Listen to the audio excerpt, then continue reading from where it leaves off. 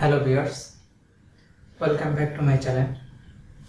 QD WR1200 এটা 2100 থেকে 2200 টাকার মধ্যে QD সিরিজের সবচেয়ে লো প্রাইজের ডুয়াল ব্যান্ড রাউটার। মূলত এই রাউটারটা এই প্রাইস রেঞ্জে অসাধারণ রেঞ্জ প্লাস অসাধারণ পারফরমেন্স দিয়ে থাকে, যার কারণে এই রাউটারটা আমরা বাংলাদেশের প্রায় সকলেই বাজেট সিরিজের মধ্যে প্রেফার করে থাকি। তো আজকের ভিডিওতে এই রাউটারটার সেটআপ করে দেখাবো আমি। মূলত এই রাউটারটা কিনে সেটআপ করতে অনেকেরই একটু সমস্যা হয়। এটা যেহেতু বাজারের নতুন একটি রাউটার, তাই সেটআপটা অন্যান্য রাউটার থেকে সামান্য ডিফারেন্ট।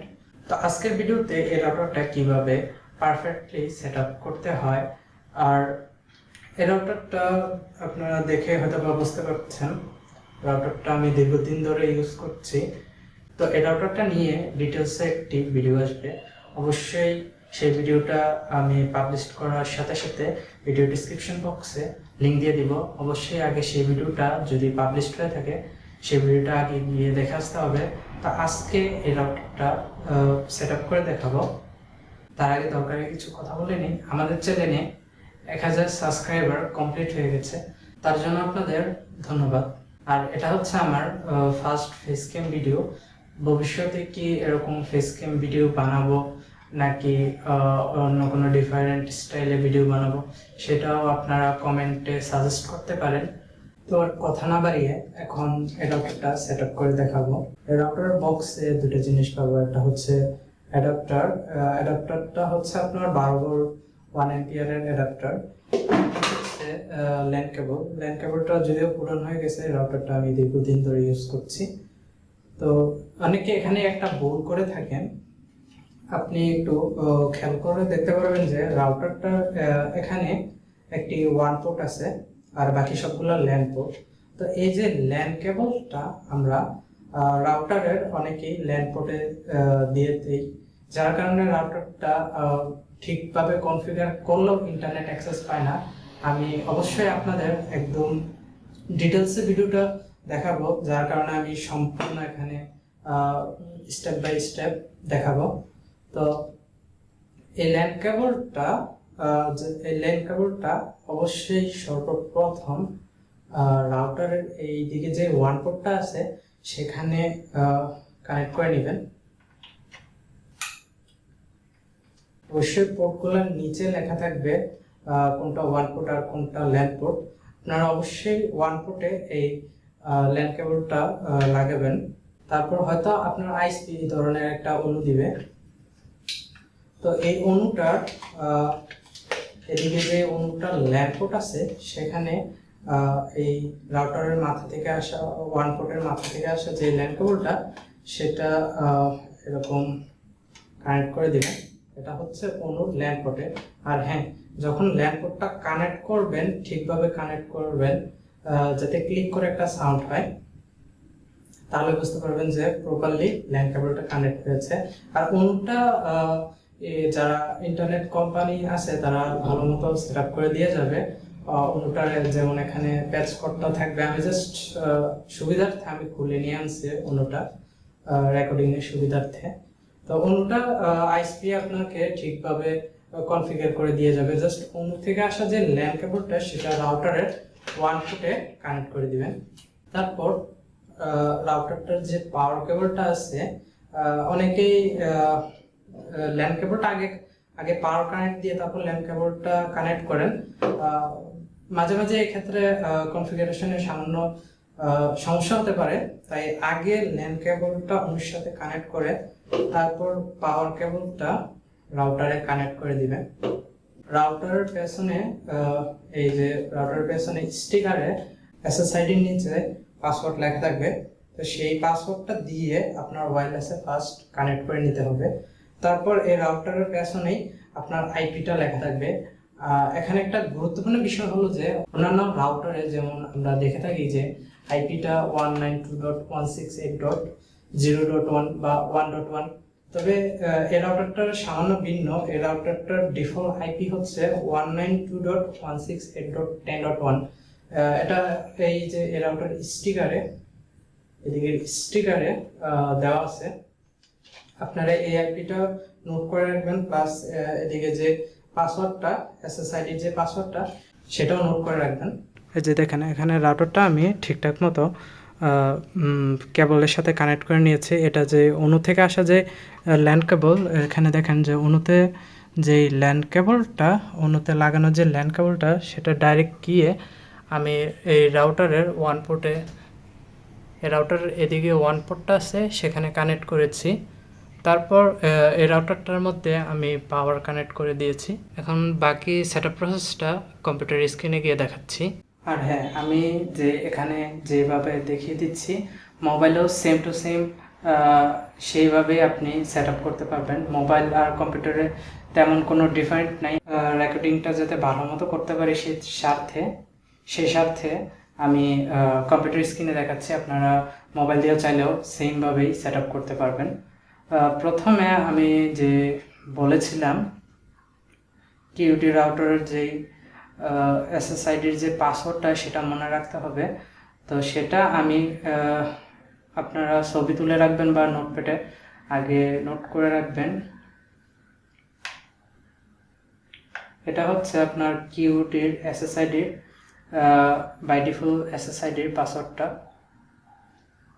এই যে এটা হচ্ছে আমি যে কিউটি রাউটারটা এখন সেট আপ করবো সেই রাউটারটার বাই ডিফল্ট এসএসআইডি। আপনি যে কোনো কিউটি রাউটার চাইলে সেম এমন প্রসেসে সেট আপ করতে পারবেন। এখন আমি পাসওয়ার্ডটা দিয়ে এই এসএসআইডিটার সাথে কানেক্ট করে নিয়েছি। তারপর আমরা যে কোনো একটা ব্রাউজার চালু করব। রাউটারের পেছনে থাকা যে অ্যাডমিন আইপিটা সেটা আমাদের এখানে টাইপ করতে হবে 192.168.10.1।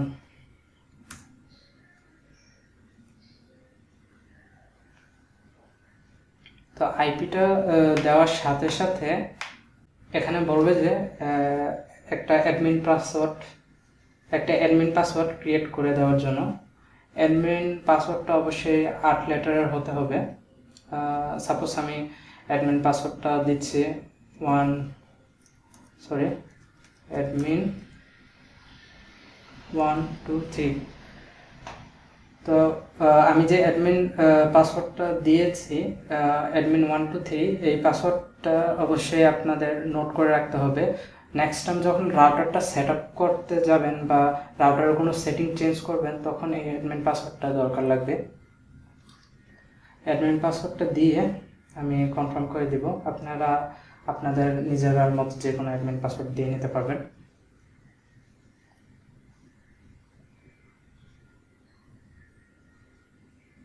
আর এটা যে কোনো কিউডি রাউটার সেমভাবেই সেট আপ করতে পারবেন। জাস্ট কিউডি মেশ রাউটারটার সামান্য ডিফারেন্ট প্রসেস হতে পারে, তবে কাছাকাছি সেম প্রসেসটাই হবে আপনার কিউডি রাউটার বা কিউডির ওয়াইফাই 6 সিরিজের রাউটার। কিউডির সকল রাউটারই সেম এমন নয় একটা সেট আপ প্রসেস। এই যে আমি অ্যাডমিন পাসওয়ার্ড দেওয়ার সাথে সাথে এখানে অপারেশন মোড কোনটা সেটা সিলেক্ট করে দিতে হবে। Wireless router, wireless access point, wireless extender, WISP। তো সেখান থেকে সবার উপরে বাই ডিফল্ট যেটা সিলেক্ট থাকবে ওয়্যারলেস রাউটার সেটা দিয়ে নেক্সট করে দিব। তারপর টাইম জোনটা অনেক সময় অটোমেটিকলি নিয়ে নেয়, যদি না নেয় এদিক থেকে আপনারা এশিয়া টাকা সিলেক্ট করে দিবেন, দিয়ে তারপর নেক্সট। এই যে এখানে ওয়ান টাইপ বা ওয়ান মোড যেটাই বলেন না কেন, ওয়ান মোডে আমারটা অটোমেটিকলি ডিটেক্ট করে নিয়েছে। আমার ইন্টারনেট প্রোভাইডার আমাকে PPP কানেকশন দিয়েছে। অনেক সময় সেক্ষেত্রে আপনার অটোমেটিকলি ডিটেক্ট নাও করতে পারে, তখন আপনি জাস্ট প্রোটোকল থেকে PPP দিয়ে দিবেন। দিয়ে দেওয়ার পর এখানে ইউজার নেম আর পাসওয়ার্ড, এটা অনেক গুরুত্বপূর্ণ একটা জিনিস। ইউজার নেম আর পাসওয়ার্ডটা আপনার আইএসপি থেকে নিয়ে নিতে হবে। আপনার আইএসপিকে আপনি কল দিয়ে বলবেন, আপনি যদি না জেনে থাকেন আপনার আইএসপিকে কল দিয়ে বলবেন যে আমার ইন্টারনেট কানেকশনের PPP ইউজার নেম অ্যান্ড পাসওয়ার্ডটা দেওয়ার জন্য। তখন আইএসপিরাই ওই দিক থেকে আপনাকে PPP কানেক্ট ইউজার আইডি আর পাসওয়ার্ডটা দিয়ে দিবে। আমি আমার ল্যাপটপে নোট করে রেখেছি, এদিক থেকে আমি কপি করে পেস্ট করে দেব। এটা হচ্ছে ইউজার,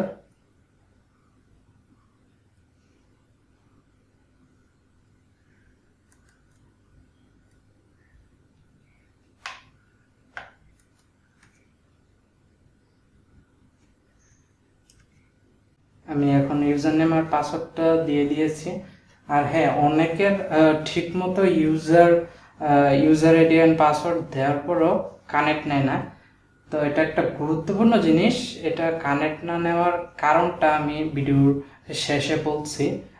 অনেকে ঠিকমতো ইউজার নেম আর পাসওয়ার্ডটা দেন, তারপরেও রাউটারটা কানেক্ট নেয় না, ইন্টারনেটের সাথে কানেক্ট নেয় না। আইএসপিকে কল দিলেও ওরা বলে যে হ্যাঁ আমি ঠিক ইউজার নেম আর পাসওয়ার্ড দিয়েছি। আপনিও যদি এখানে যদি ঠিকমতো ইউজার নেম আর পাসওয়ার্ড এন্টার করে থাকেন, তারপরে এটা ইন্টারনেট অ্যাক্সেস পায় না, সেটার সলভ আমি ভিডিও শেষে দেখাচ্ছি। তারপরে দিক থেকে নেক্সট করে দিব। হ্যাঁ, এখানে আপনি যখন নেক্সট করে দিবেন, তারপর এখানে আসবে ওয়্যারলেস সেটিং। ওয়্যারলেস সেটিং থেকে এখানে আপনি আপনার রাউটারের কী নাম দিতে চাচ্ছেন সেটা দিবেন। যেমন আমি আমার রাউটারের নাম দিতে চাচ্ছি সাপোজ রাফাত, আর এটা হচ্ছে 5 GHz এর রাফাত। আর এখানে ইনক্রিপশন টাইপ WPA2 WPA3 এটা সিলেক্ট করে দিবেন, এটা এনহ্যান্স সিকিউরিটি। আর এখন 5 GHz এর পাসওয়ার্ড আর 2.4 GHz এর পাসওয়ার্ড এদিক থেকে চেঞ্জ করে দিবেন আপনাদের মতো। আমি দিচ্ছি রাফাত 87876। আমি 5 GHz এরও সেম পাসওয়ার্ডটা দিয়ে দিচ্ছি, রাফাত 876। তারপর নেক্সট করে দিব। এখানে একটা সামারি দেখাবে যে আপনার যে সেটিংগুলো অ্যাপ্লাই করেছেন সেই সেটিংটা এখানে একটা সামারি দেখাবে। তো আপনি আবার রিচেক করে নেবেন। রিচেক করে যদি সব কিছু ঠিকঠাক দেখেন, তারপর save and apply. Save and apply দেওয়ার সাথে সাথেই এদিক থেকে দেখবেন যে আপনার রাউটারটা ডিসকানেক্ট হয়ে গেছে। এই যে আমার এখন রাউটারটার এটা সেভ হয়ে গেছে। এই যে রাফাত নামের যে SSIDটা, এই যে এখানে 5 GHz এর রাফাত আর এখানে 2.4 GHz এর দোনোটা SSID পেয়ে গেছে। তার মানে আমার রাউটারটা এখন কমপ্লিট সেটআপ। এখানে আমি কানেক্ট করে দেখব ইন্টারনেট চলছে কিনা। আমি পাসওয়ার্ডটা দিয়েছিলাম রাফাত 876।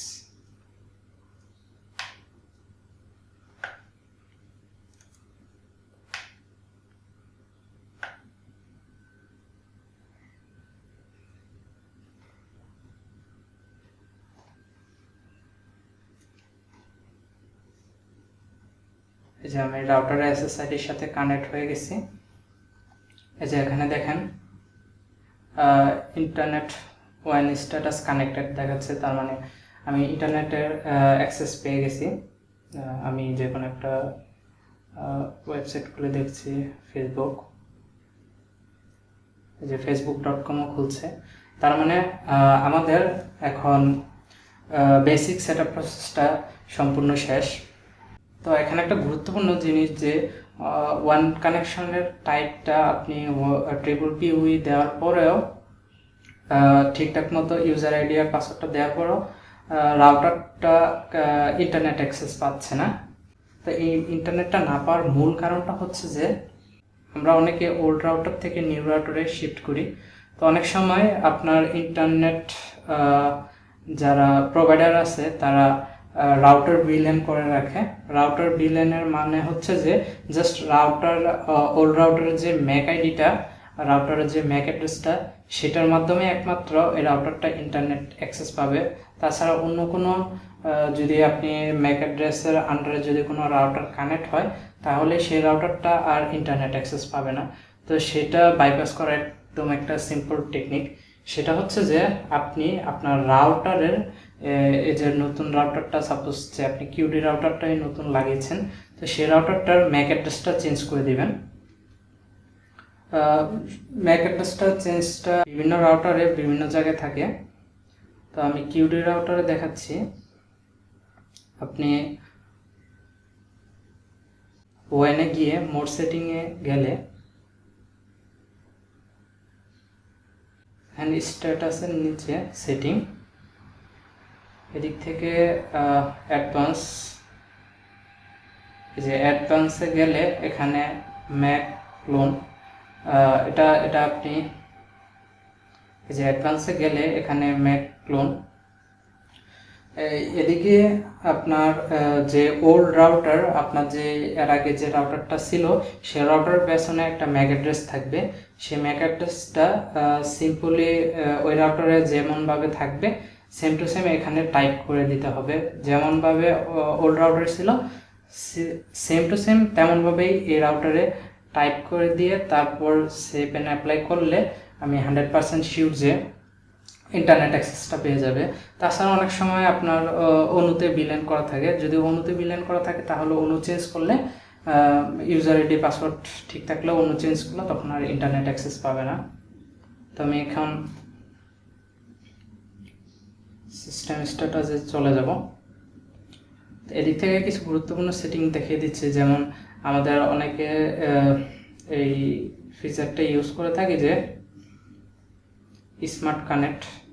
এই স্মার্ট কানেক্টটা চালু করে দিলে মূলত হবে কি, এই যে এখন রাউটারটা স্মার্ট কানেক্টটা যদি আমি এখানে অফ করে রাখি তাহলে দেখবেন যে 2.4 আর 2.5 গিগাহার্টজের দুটোটা আলাদা আলাদা এসএসআইডি এদিকেও দেখাচ্ছি। এই যে আমার কম্পিউটার স্ক্রিনও 2.4 আর 2.5 এর আলাদা আলাদা এসএসআইডি দেখাচ্ছে। এটা অনেকে ইউজ করে থাকে। তো স্মার্ট কানেক্টটা চালু করে দিলে 2.4 আর 2.5 দুটোটা একসাথে হয়ে যাবে, আর রাউটার নিজের থেকেই ডিসাইড করবে যে আপনাকে কোন ব্যান্ডে রাখতে হবে। যদি আপনি রাউটার থেকে দূরে থাকেন তাহলে রাউটার অটোমেটিকলি আপনাকে 2.4 এ সুইচ করে নেবে, আর রাউটারের কাছে থাকলে অটোমেটিকলি 5 গিগাহার্টজে সুইচ করে নেবে। তো এটা হলো স্মার্ট কানেক্ট। আর তেমন কোনো সেটিং আপনাদের একদমই চেঞ্জ করার দরকার নেই।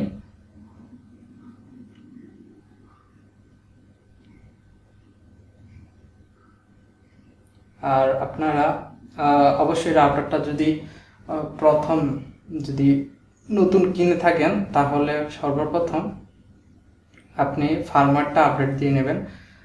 কিউডি রাউটার ফার্মওয়্যার আপডেট দেওয়া একদমই সহজ। এই যে এদিক থেকে ফার্মওয়্যার ভার্সনটা আগে দেখে নেবেন, তারপর এদিকে টাইপ করবেন আপনার রাউটার মডেলটার নাম দিয়ে ফার্মওয়্যারটা। তো এটা দেখাচ্ছি না, এটা অনেকটা লং প্রসেস, ভিডিওটা অনেক বড় হয়ে যাবে। তো মূলত এভাবে আপনি ফার্মওয়্যারটা আপডেট দিয়ে নেবেন। ফার্মওয়্যার আপডেট দিলে যেমন আপনাদের রাউটারে এই প্যারেন্টাল কন্ট্রোল এই অপশনটা নাও থাকতে পারে, আরও কিছু অ্যাডভান্স সেটিং এই QDWR1200-তে দিয়েছে ফার্মওয়্যার আপডেট দেওয়ার পর। তো সেটা আপনি ফার্মওয়্যার আপডেট দিয়ে এই অপশনগুলো পেয়ে যাবেন। অ্যাডভান্স সেটিংয়ে তেমন কিছু চেঞ্জ করার নাই। এদিকে পেয়ে যাবেন QoS, আর এখান থেকে পেয়ে যাবেন IPv6।